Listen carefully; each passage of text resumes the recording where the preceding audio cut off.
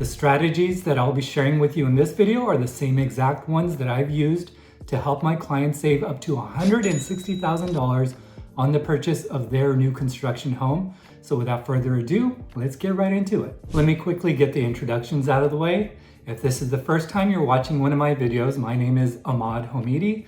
I'm a realtor with over 20 years of real estate experience, and I do serve the greater Austin area. I am also licensed in California, serving the Bay Area.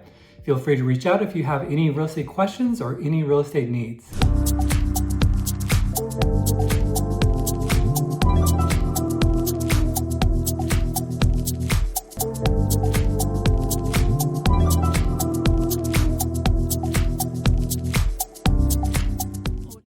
Negotiating with a new home builder can be a little tricky because there is so much information that you need to know before you even walk in to the sales agent's office. But to get started with this video, I'm going to show you what not to do, because unfortunately, it's what I see happening most often. Most buyers don't have a negotiating strategy. And when they think about negotiating, they think about playing hardball. So most buyers think that a good negotiating strategy is to get the other side to agree to their terms. In reality, a good negotiator understands it has to be a win-win for both sides so that you can bring a deal together. The seller has to agree to a price that they're happy with, and the buyer has to agree to a price that they're happy with. That way, both sides can then work together to make sure that deal closes. That doesn't necessarily mean that you have to meet in the middle and that it has to be 50-50. Rather, it means that we have to find a price that both sides can live with. Unfortunately, here's what I see happening most of the time, especially with buyers who don't really have a negotiating strategy. Let's say that there's a new construction property on the market for $500,000. The buyers will walk into the sales agent's office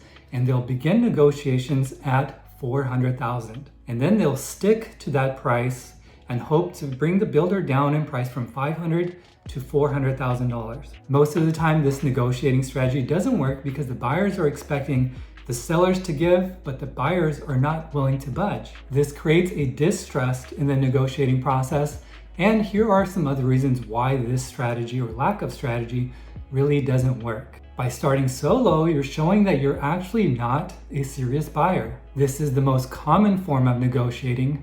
Builders see this all the time, and based on their past experience, they know it's not going to lead anywhere. And because of that, the builder is really not going to be too invested in negotiating with you. They're actually going to look to stop the process as soon as possible so that they can move on and work with other buyers who may be a little bit more serious. All right, so that's a look into what not to do. I always think it makes sense to have a picture of what you should do, and then especially what you shouldn't do. So here's what you need to do instead. Step number one is to understand the new construction purchase process. If you're going to be an effective negotiator when it comes to new construction homes, then you really need to have a solid understanding of the process from A to Z. When it comes to purchasing new construction, there are really two ways that you can do it. The first way is that you can purchase an inventory home, otherwise known as a quick move-in home or a spec home. These are properties that are newly constructed by the builder and they're currently available on the market for sale. This is a great option if you want to purchase a new construction property, but you don't necessarily want to wait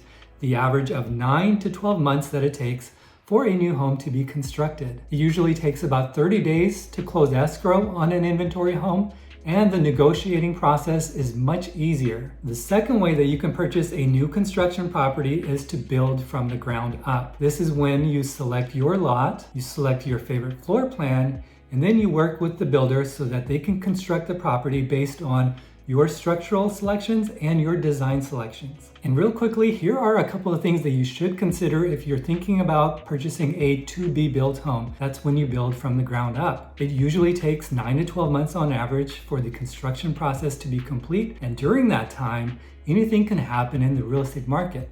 Prices can go up or prices can come down, and the same thing can be said for interest rates. So you should be aware that you are taking a little bit of a risk. Also, when it comes to a to-be-built home, builders are less likely to negotiate on price and more likely to negotiate on incentives. Now that we have a background understanding of the different ways that you can purchase new construction, I want to move on to step number 2. Step number 2 is to understand that the community sales agents, the new construction home sales agents, work for the builder. Now, there are some amazing sales agents that I've had the pleasure of working with, and they honestly do look out for you as the buyer.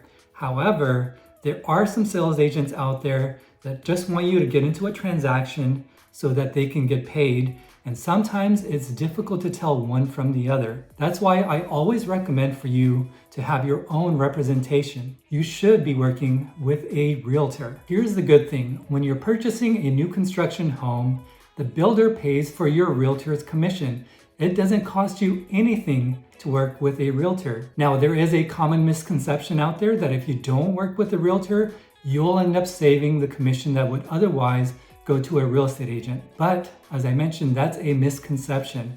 You don't save that money, the builder does. Just because you're not working with a real estate agent doesn't mean that they're going to give you a better deal. All right, let's move on to step number 3. Step number 3 is to identify all of the items that you can negotiate on. It's important for you to identify what you can and what you can't negotiate on. And then also, depending on the market, builders are going to offer different incentives. I'm going to give you a list of items that are typically negotiable with builders, but you should keep in mind that each builder operates differently. For example, here in the greater Austin area, you can have a community that may have 3 or 4 different builders.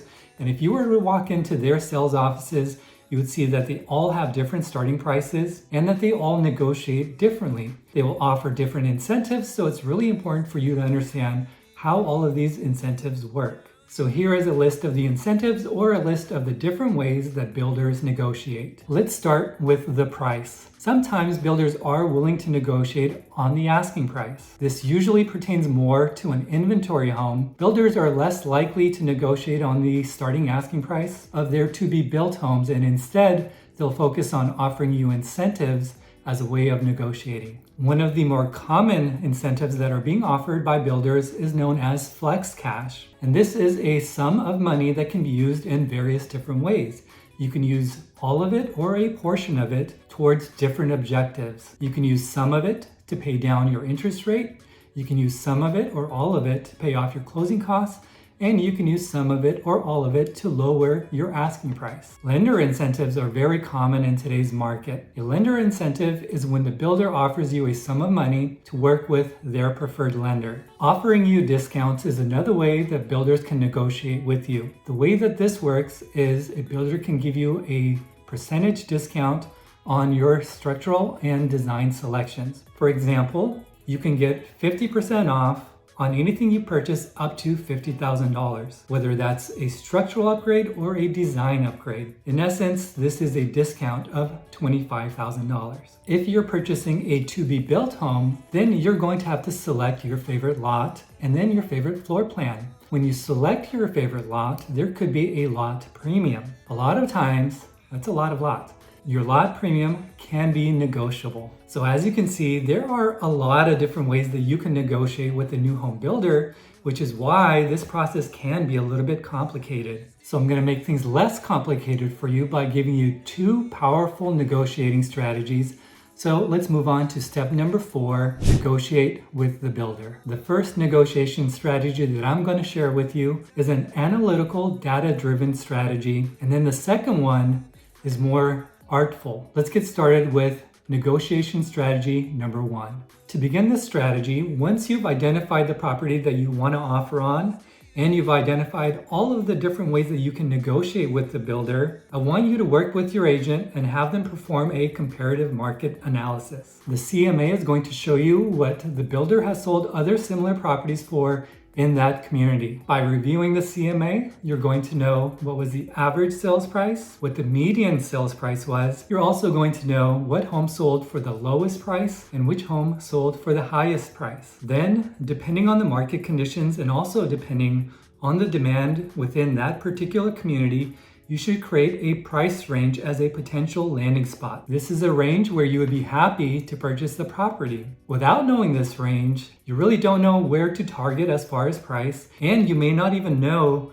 what is or what is not a good deal. If you're in a hot market where there's a lot of buyer demand, then you can expect to land somewhere near the top of your range.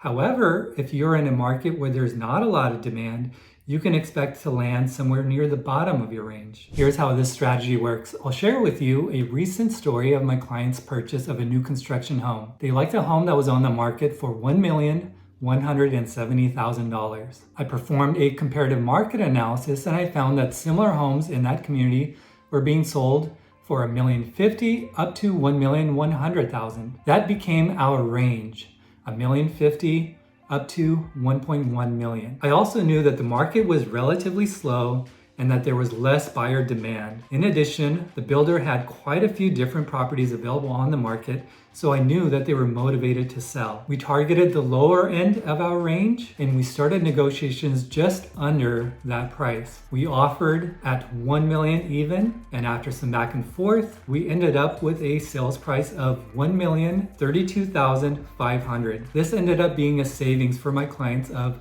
$137,500. We were able to do this because we understood the market and we understood the numbers. We didn't randomly just come up with a lowball offer. Instead, we had a very good idea of what was going to work and we had a specific strategy in mind. All right, so that was negotiation strategy number one, and as you can see, it's very data driven. It's based on the sales numbers in that neighborhood. Strategy number two is a little bit different. So here we go. Here is negotiation strategy number two. So to begin this strategy, once again, you have to go back and understand all of the incentives that are being offered, and you need to understand all of the different ways that you can negotiate with the builder. If the builder is offering you flex cash as well as a lender incentive, the very first thing you want to do is you want to ask very plainly, if I were to purchase this home, I will get the flex cash and I will get the lender incentive, and then just wait for them to respond. If they respond yes, then the second thing you want to do is say, great, well, in addition to that, I want to negotiate on price. Okay, real quickly, I'm going to take a timeout here, step over here for a sidebar conversation. I do want to mention that sometimes this is it. Sometimes the best a builder can do is just offer you incentives and they really can't negotiate any lower. It's really difficult to understand when there's further room to negotiate and when you've gotten to their rock bottom pricing. Okay, time back in. Let's continue. So the following negotiation strategy can be used when you're looking to purchase an inventory home, a to-be-built home, or even a resale property. There are 4 different types of offers that you can make. There's a category 1 offer. That's an offer that's most likely to be accepted as written. There's a category 2 offer, and that's an offer with an ultimatum, a take it or leave it proposition. There's a category 3 offer, which is an offer that's most likely to receive a counteroffer. And then there's a category 4 offer, and that is an offer that's most likely to be rejected as written. I'll quickly explain what each type of offer means and then I'll give you an example. A category 1 offer is an offer that's most likely to be accepted as written. So here is an example of a category 1 offer. Let's say that there is a new construction property on the market for $500,000. So you write an offer at $495,000. That offer is most likely to be accepted and it falls within a category 1 offer. It's possible that in certain markets, depending on how much room there is to negotiate, even if you wrote an offer at $490,000, that could still be accepted as written, and that too would be classified as a category 1 offer. A category 2 offer comes with a take it or leave it proposition. It's usually priced lower than a category 1 offer. So in our example, if 490 was the bottom limit for a category 1 offer, then a category 2 offer could be $487,500, take it or leave it. We are not open to a counteroffer. You must accept it or you must reject it. By using this strategy, you're able to negotiate a little bit more than you would if you were to use a category 1 offer. The risk with using a category 2 offer is that you have to be willing to walk away if they don't accept your proposition. You can't be like, well, just kidding, we'll come back and we'll give you a better offer, because then you lose all negotiating power. A category 3 offer is when you write an offer with the sole intention of receiving a counteroffer. Now, the logic for a category 3 offer is that you are going to get a counteroffer, so you should start at the lowest price possible where you still expect to receive a counteroffer. Let me give you an example. Using the same example of the new construction home that's priced at $500,000, a category 1 offer could be $495,000 or it could be at $490,000. A category 2 offer is $487,500. A category 3 offer is going to be below all of those offers. If we write an offer at $485,000, we can reasonably expect to receive a counteroffer. If we write an offer at $480,000, we may still receive a counteroffer. If we write an offer at $475,000, or if we write an offer at $470,000, we may still expect to receive a counteroffer. However, if we write an offer at $465,000, that may be the threshold where we cannot reasonably expect to receive a counteroffer, which means that $470,000 is the lowest offer that we can write and still expect to receive a counteroffer. So if we're going to expect to receive a counteroffer, whether we write an offer at $485,000 or $480,000, then we should write an offer at the lowest price possible where we still think there's a reasonable chance that we're going to get a counteroffer. In this example, a category 3 offer would be at $470,000. A category 4 offer is any offer that is most likely to be rejected. You're not going to receive a counteroffer. Unfortunately, you'll just receive an outright rejection. In this example, a category 4 offer could be an offer at $450,000. In a market where you are able to negotiate down on price, of these 4 different types of offers, there are 2 that you definitely do not want to write. The most obvious one, of course, is a category 4 offer. It makes no sense to write an offer that will be rejected as written. The less obvious one is a category 1 offer. A category 1 offer is an offer that's most likely to be accepted as written, and that means that you really didn't do a good job of negotiating for yourself. Category 1 offer usually will lead to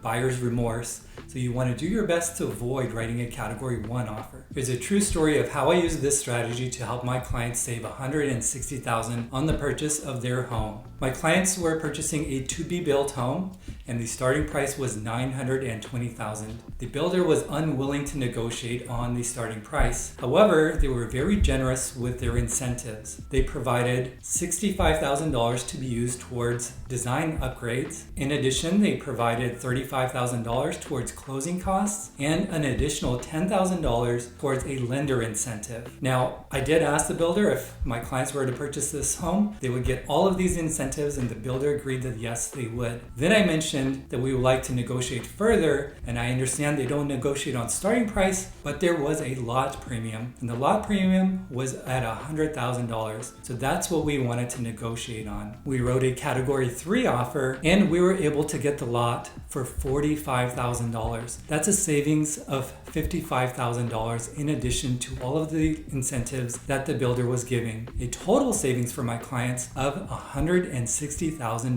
All right, I hope you enjoyed this breakdown of the 2 different strategies that you can use when negotiating with a builder. It does require some practice. You really do have to understand the concepts. If you need help implementing these different negotiation tactics, please do give me a call. I would love to help guide you through that process.